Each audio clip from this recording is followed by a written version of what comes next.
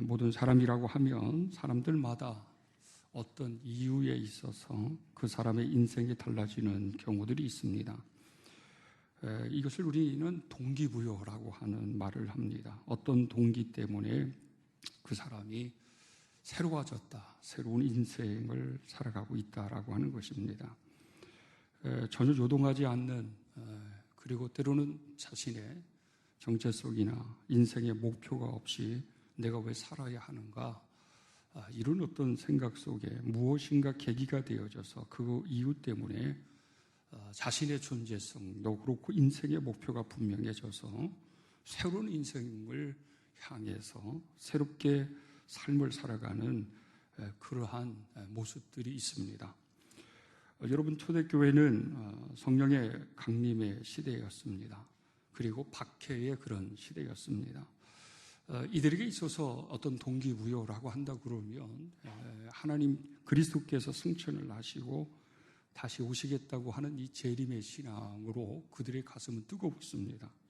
그러면서 그들이 그 뜨거운 신앙과 요리적인 것을 갖고 있을 때 그들에게 성령의 강림이 임하게 되어집니다.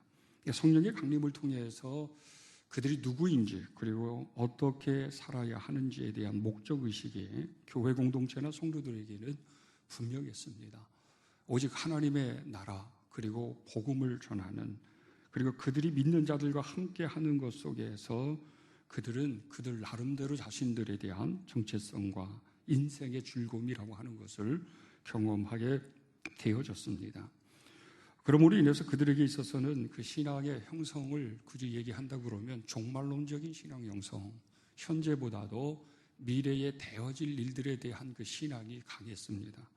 우리가 흔히 종말 얘기하면 이단들이나 하는 얘기처럼 천박하게 생각할 수 있으나 여러분, 신앙은 종말입니다. 그리스도를 받아들이는 순간에 나의 모든 과거의 죄와 내 자아 자체가 다 한순간에 그리스도의 그 권위와 위엄 속에 무너져서 두려움과 떨림으로 회개하고 회심함으로 새로운 존재로 세워지는 이런 강력한 종말론적 신앙의 형성이 그리스도와를 만나는 순간부터 이루어지게 되어집니다. 이런 것처럼 초대교회는 이들에게 있어서 삶의 어떤 자신들의 존재 이유고는 하나님의 나라였습니다.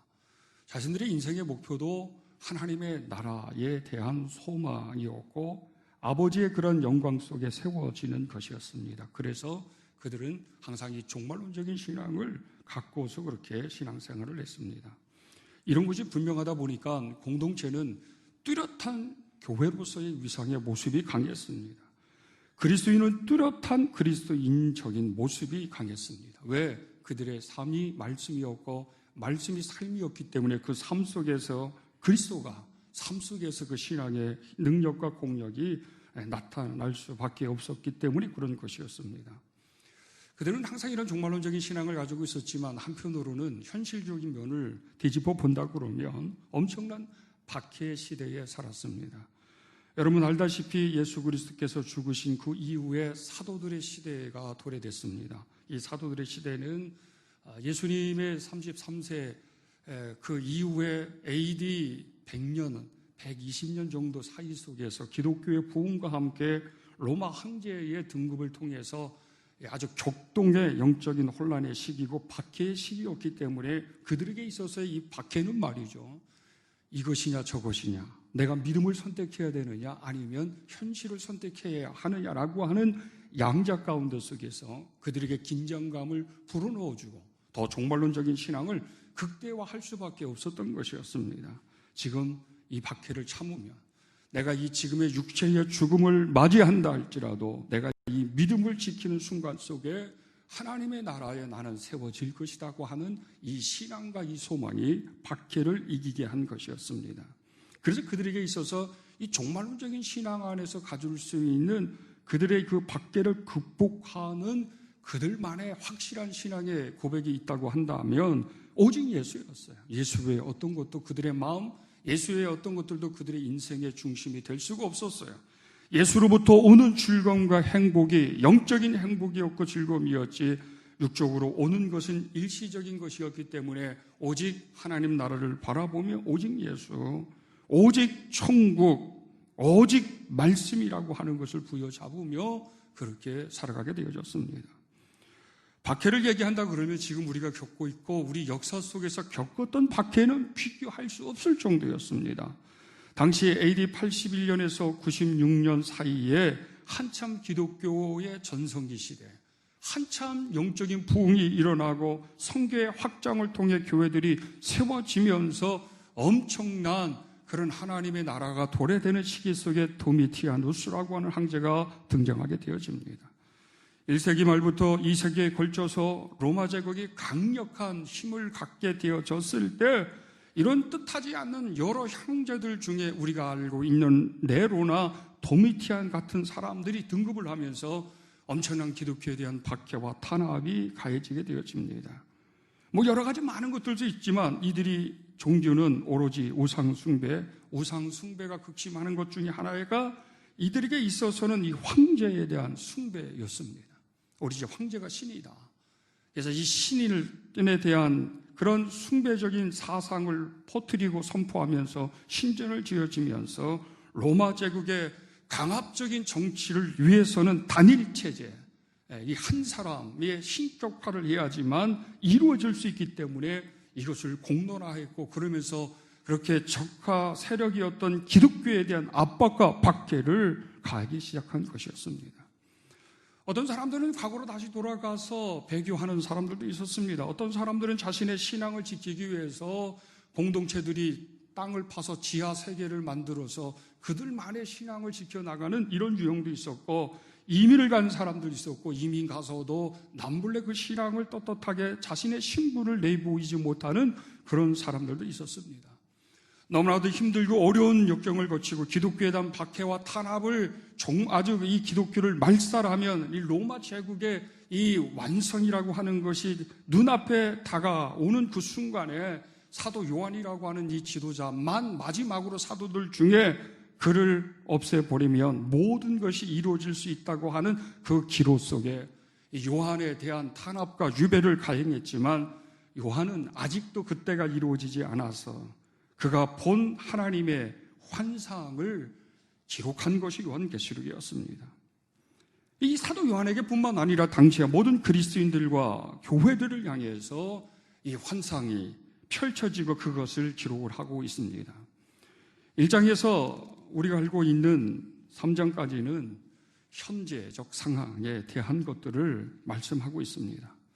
이 현재적 상황, 그들의 교회의 상태, 당시 교회들의 상태, 그리스도인의 영적인 상태에 따라 마지막 하나님의 심판이 도래되어졌을 때에 칭찬과 격려와 지지를 받을 수 있는 교회와 또 그런 성도들과 그렇지 않는 교회와 성도들의 심령의 상태를 얘기하시면서, 그러면서 이 4장부터는 새롭게 미래에 대한 이루어질 일들에 대한 환상을 보여주는데, 요한계시록의 핵심은 몇 가지가 있습니다. 대환란이나 14만 4천이나 666이나 적그리스도, 이런 수나 어떤 상징적 개념을 가지고 있는 사람들에 대한 영적인 해석이 중요한 것이 아니에요.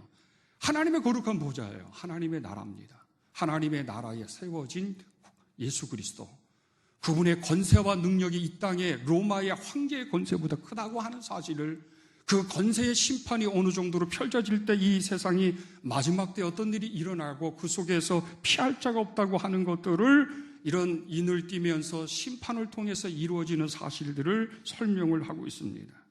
새하늘과 새 땅이 도래되어져서 그 새하늘과 새 땅에 세워질 사람들, 새하늘과 새 땅이 어떤 곳인지를 분명히 얘기하는데, 요한계시록은 종말론적인 신앙 안에서 하나님의 나라, 하나님의 거룩한 보좌, 예수 그리스도의 권세와 위엄과 능력을 가지고 있는 사람들이 이 땅의 어떤 권세와 이 땅의 어떤 우겨싸움 속에서도 전혀 흔들림이 없이 굳굳하게 세워진 축복과 은혜와 보호성에 대한 것들을 말씀하고 있는 것입니다.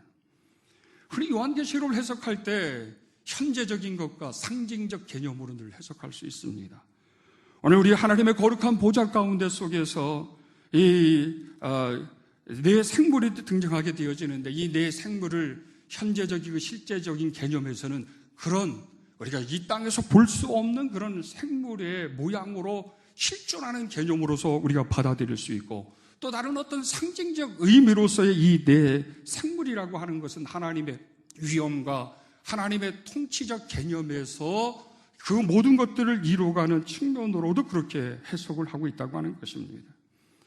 어쨌든 간에 사회적인 혼란기와 영적인 암흑기 가운데 속에서 유일하게 우리 자신을 지킬 수 있고 우리 인생의 목표를 세우면서 우리 가슴이 뜨거워지면서 그리스도에 대한 소망 가운데 이 현재의 박해와 우겨싸움과 환난을 이길 수 있는, 그러면서 미래를 열어갈 수 있는 교회와 성도가 어떤 사람일까라고 얘기한다 그러면 여러분 분명합니다.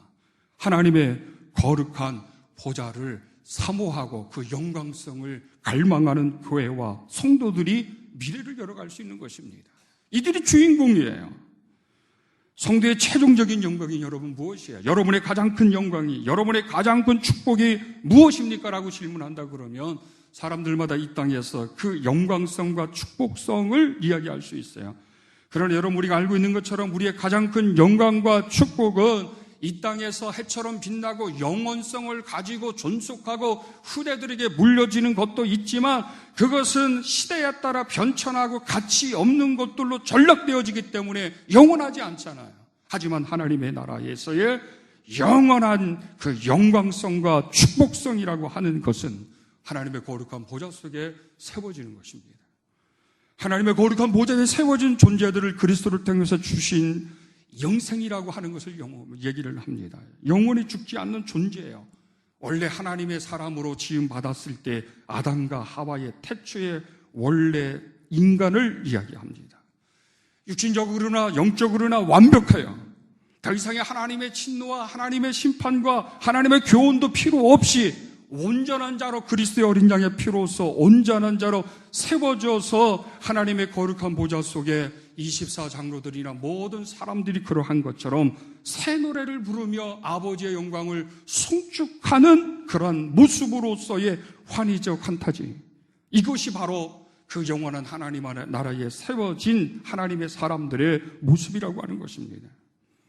오늘 우리 모든 한국교회와 그리스도인들이 다시 한번 우리 자신을 돌이켜보면서 다시 한번 우리의 어떤 목표를 분명히 해보면서 우리가 품어야 할 것, 회복해야 할 것이 있다고 한다 그러면 하나님의 거룩한 보좌입니다. 이 하나님의 거룩한 보좌를 실제적으로 우리가 해석을 한다 그러면 죽어서 가는 하나님의 거룩한 보좌 앞에라고 설명할 수 있어요. 그러나 이 하나님의 거룩한 보좌가 현재적 개념에서의 상징적인 차원에서의 우리가 생각해 본다 그러면 예수 그리스도의 그 다스림과 통치 속에서 우리가 하나님의 그 통치와 다스림에 순종하고 그 속에서 환희를 느끼고 그 속에서 우리의 가슴이 뛰고 우리의 뛴 가슴을 통해서 있을 수 없는 새 노래를 부르는 그러한 심령이 바로 하나님의 거룩한 보좌를 품고 있고 하나님의 나라를 품고 있고 그러한 삶을 살아가는 사람들이 하나님의 거룩한 삶을 말씀이 삶이요 삶이 말씀이라고 얘기할 수 있는 것입니다. 그런 면에서 예수 사람들은 이 세상의 현실적인 상황 속에서 우리가 어떤 것들을 바라보고 생각하고 품고 하는 이런 것도 중요하지만 그것보다도 더 우리는 날마다 우리의 삶 속에서나 심령 안에서 하나님의 거룩한 보좌에 대한 환상을 가지고 있어야 합니다. 하나님의 거룩한 보좌에 대한 환상, 그 환상이 펼쳐질 때 영적인 소통을 통해 영적인 해석을 통해 어떤 일들 속의 사건들마다 그것이 분명하게 각 사람에게 영적인 해석이 이루어질 수 있어야 돼요. 그래서 그 하나님의 거룩한 보좌의 환상의 영적인 해석이 있을 때 우리는 간증의 이야기를 할 수 있는 것입니다. 내가 만난 예수, 내가 어려움과 시리에 빠졌을 때, 내가 갈 바를 알지 못할 때 내 길을 열어주시는 그 예수 그리스도를 우리는 날마다 간증할 수 있는 거예요. 어떤 예수를 믿기 전과 믿고 난 다음에 어떤 초월적인 복음의 이야기가 한 번이 아니라 매일 우리의 삶 속에서는 하나님의 거룩한 보좌의 영광성이 우리 심령 안에서 우리 삶 속에서 재현되어짐으로 말미암아 우리의 간증이 날마다 복음의 이야기가 많아질 수 있어야 되는 것입니다. 요한계시록은 그런 면에서 지금 현재의 박해의 어려움과 우겨싸움 속에 불안과 절망에 처해져 있는 교회 공동체와 그리스도인들에게 새로운 생기를 불어넣어 주시고 새로운 동기부여를 해 주시는 것입니다. 하나님의 거룩한 보좌를 보라. 이 땅의 것을 바라보지 말고 하나님의 거룩한 보좌를 보라. 그 하나님의 거룩한 보좌는 이 땅의 어떠한 거룩한 권세자의 보좌보다도 비교할 바가 되지 못하다고 하는 것입니다. 우리 모든 한국교회, 우리 무국교회와 성도들은 이 하나님의 거룩한 보좌를 품으시기를 바랍니다. 이 거룩한 보좌를 상상할 수 있어야 합니다. 이 거룩한 보좌를 사모할 수 있어야 합니다. 이 거룩한 보좌가 우리의 심령을 붙잡아서 식어진 가슴에 불을 붙이는 것뿐만 아니라 뛰지 않는 우리의 심장이 이 하나님의 거룩한 보좌 속에 다시 뛸 수 있는 그런 영광성이 여러분 나타날 수 있어야 한다고 하는 것입니다. 4장에서 하나님의 거룩한 보좌를 펼쳐 보여주셨습니다. 그러면 그 거룩한 보좌에서 내 생물들 뿐만 아니라 그리고 모든 그러한 사람들이 거룩하다, 거룩하다, 거룩하다. 주 하나님 곧 전능하신 이여 전에도 계셨고 이제도 계셨고 장차 오실 이시라. 그렇게 모든 사람들은, 모든 생물과 존재들은 거룩하신 하나님의 보좌의 송우를 송축하고 있습니다. 이 거룩한 보좌가 펼쳐지면서 새롭게 또 다른 장이 5장에 등장합니다. 하나님의 전능의 손길 속에 임봉된 두루마리가 들려져 있습니다. 가만히 보니까 그 임봉된 두루마리를 펴거나 보거나 하기에 합당한 자가 보이지 아니하는 것입니다. 사도 요한은 그것을 보면서 크게 울어요. 어떤 이유인지는 모르지만 임봉된 이 두루마기는 하나님의 말씀인데 이 말씀이 임봉되어지고 그 말씀을 펴거나 볼 수 있는 자가 한 사람도 없기 때문에 순간적으로 애통하고 슬픈 탄식에 빠지게 되어집니다. 그때 천상에 있는 장로의 한 사람이 울지 말라. 유대지파 사자 다윗의 뿌리가 이겼으니 그 두루마리와 그 7인을 떼시리라. 승리의 예수 그리스도가 등장하게 되어집니다. 이 승리의 예수 그리스도를 이렇게 6절에 소개하고 있습니다. 어린 양이 서 있는데 일찍이 죽임을 당한 것 같지라. 그에게 7뿔과 7눈이 있으니 이 눈들은 온 땅에 보내심을 받은 하나님의 7양이라. 그 어린 양이 나와서 보좌에 앉으신 이에 오른손에 두루마리를 취하시니라. 그 두루마리를 취하심에 내 생물과 24장로들이 그 어린 양 앞에 엎드려 각각 검은고와 향이 가득한 금대접을 가졌으니 이 향은 성도의 기도라. 이렇게 이야기를 하고 있습니다. 예수 그리스도가 그 두루마리를 취하십니다. 취하신 예수 그리스도가 이제는 인을 하나하나 띄면서 말씀을 통해 세상에 대한 심판과 그리고 이 세상에 대한 심판이 있기 전에 이 어린 양에게 들려진 이 두루마리에 취한 어린 양에게 이 금대접에 담은 성도들의 기도라고 하는 것이 올려지게 되어집니다. 요한계시록에서 이 하나님의 거룩한 보좌 속에 세워진 사람들이 하나님의 나라에서 영광스럽게 이 땅에서 모든 박해 가운데 속에서 죽음을 당하고 위협 가운데 속에서 그 모든 것을 이길 수 있었던 또 다른 두 번째 강력한 이유가 있다고 한다 그러면 그 어떤 것이 있다고 한다 그러면 하나님의 거룩한 보좌를 품고 소망했던 사람들이 하나님의 말씀과 기도로 충만해서 그것을 붙잡고 나가는 그러한 자들의 은혜와 권세와 능력성에 대한 것들을 이제 서서히 이야기하기 시작합니다. 누군가는 쉽게 배반했어요. 누군가는 쉽게 세상과 타협을 했어요. 누군가는 쉽게 세상의 풍습과 간섭을 쫓아갔어요. 그래서 배교했어요. 저버렸어요. 그런데도 불구하고 그 속에서 생명이신 예수 그리스도께서 하신 그 말씀, 그 말씀을 품고 날마다 기도했던 그 기도가 어느 하나가도 땅에 떨어진 바가 없이 하나님의 나라에 상달되어졌어. 하나님의 나라에서 거룩한 보좌 속에서 영광스럽게 그 권세와 능력이 영원 무궁토록 있게 된다고 하는 이 또 다른 희망적인 메시지를 전하고 있는 것입니다. 교회와 그리스도인들에게 마지막에 영적인 힘의 보루는 어떤 것일까? 우리가 힘들고 어렵고 좌절되고 절망스러울 때, 그리고 어떤 불안하고 어떤 미래에 대한 불확실 가운데 속에서 두려움에 떨고 있을 때 우리 모든 그리스도인들이 그 속에서 힘을 얻고 길을 바라볼 수 있는 방법이 있다고 한다 그러면 하나님의 말씀과 기도예요. 이 하나님의 말씀과 기도가 하늘의 문을 열게 될 것이고 그 말씀과 기도 속에 하나님의 거룩한 보좌를 보게 되고 해석할 수 있는 은혜가 임하게 될 것입니다. 저는 지금도 생각이 납니다. 고등학교 다닐 때 우리는 늘 쪽복음, 이 신약의 이 조그마한 성경책을 가져 다녔습니다. 자율학습을 할 때도 늘 성경을 읽었습니다. 그중에 저는 요한계시록을 한 수십 번 읽은 것 같아요. 이해를 잘 모르겠어요. 왜? 신학을 하지 않았기 때문에. 굳이 이 신학을 하지 않아서 아무리 읽어도 그냥 말씀 읽는 그 자체로 위안을 받을 수밖에 없어요. 제가 기억으로는 요한계시록을 하여간 엄청 많이 읽었어요. 신앙을 하고 요한계시록을 보니까 이런 거구나라고 하는 깨우침이 오는 것들이 있고, 이게 얼마나 놀라운 것인지를 알게 되어집니다. 하나님의 나라를 우리에게 선사하신 아버지, 그분의 권세와 능력이 어떠한지, 그분의 그 나라가 어떤 것인지, 그리고 그 나라에 세워질 자들이 이 땅에서 어떻게 살아가야 하는지, 그러면서 예수 그리스도 그분만이 우리의 생명과 우리의 진리이시고 우리의 길이심을 더욱더 확증하게 되어지는 것입니다.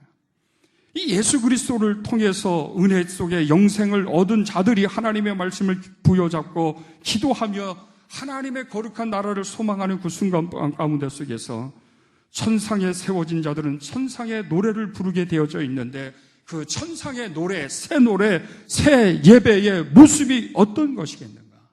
바로 하나님의 거룩한 보좌 속에 그분의 권위와 그분의 통치와 다스림 속에 두려움과 떨림으로 깨어있는 그런 사람들이 새 노래와 새 예배를 통해 아버지의 영광성에 세워질 수 있는 것입니다. 아무리 예배를 많이 드리고 아무리 거룩한 보좌라고 상징할 수 있는 성전에 나오고 아무리 하나님의 말씀을 많이 들은다 할지라도 예배가 공허하고 말씀이 허공을 치고 기도가 심령 안에 빈박히는 것이 되지 않는다고 한다 그러면 어찌 그의 심령과 우리 속에서 새 노래를 부를 수 있겠습니까? 왜? 하나님의 권세의 다스림과 통치가 나타나지 않는데 어찌 머리를 조아릴 수 있겠습니까? 하나님의 손에 들려진 이 두루마리가 누구도 펼 자가 없는데도 불구하고 어린 양 예수 그리스도가 그 두루마리를 손에 쥐었을 때 그 두루마리를 쥔 예수 그리스도를 향해서 큰 음성으로 죽임을 당하신 어린 양은 능력과 부와 지혜와 힘과 존귀와 영광과 찬송을 받으시기에 합당하도다라고 외쳤습니다. 그분은 또 하늘 위에와 땅 위에와 땅 아래와 바다 위에와 또 그 가운데 모든 피조물 속에서 보좌에 앉으신 이와 어린 양은 찬송과 존귀와 영광과 권능을 세세 돌릴지어다 라고 그렇게 외쳤습니다. 내 생물이 이때 아멘하고 장로들은 엎드려 경배했습니다. 왜 그렇습니까? 예수 그리스도는 하나님과 더불어서 이제는 이 땅에 앞으로 도래될 하나님의 나라, 하나님의 거룩한 보좌, 그 보좌에 세워질 사람들, 그리고 하나님을 대항하며 권세를 휘두르는 그때 당시에 도미티안이던 네로가 적그리스도와 같은 존재이라 할지라도 그들의 권세를 멸할 수 있고 선한 싸움의 승리의 길로 이끌어 줄 수 있는 그런 분이 바로 예수 그리스도시다. 그분을 믿고 따르는 자들, 그분의 진리 안에 세워지는 자들이야말로 새 노래를 부를 수 있고 그리고 새로운 천상의 예배를 드릴 수 있다고 하는 것입니다. 여러분, 비록 우리가 완전히 도래되지는 않았지만 하나님의 나라를 소유했습니다. 하나님의 거룩한 보좌 가운데 우리가 날마다 우리의 심령에서 두렵고 떨림으로 찬송을 부를 때, 기도를 할 때, 말씀을 들을 때, 어떤 행위적인 선택을 할 때 내가 하나님의 사람이기 때문에 두려움과 떨림을 가질 때 비로소 우리의 가슴은 뛰게 될 것이고 그 뛰진 심장을 통해 새 노래를 부를 수 있는 천상의 사람들이 될 것입니다. 우리가 어찌 주저할 수 있겠습니까? 어찌 우리가 온건적인 자세로 주님 앞에 설 수 있겠습니까? 온 마음과 온 힘과 정성을 다해서 우리가 주 예수 그리스도의 그 거룩한 보좌 속에 세워질 그것을 바라보면서 우리가 엎드려 경배하고 예배하는 일에 힘써야 되지 않겠습니까? 우리가 이 예배를 통해 이 거룩한 보좌 가운데 또한 환희를 가지고 날마다 여러분 승리하며 나갈 수 있는 저희 우리 무국교회 성도들과 또 저희들이 되시기를 간절히 축원합니다. 주께서 그렇게 우리를 부르셨습니다. 주께서 우리를 그렇게 축복하고 계십니다. 그런 은혜가 넘치기를 간절히 축원합니다.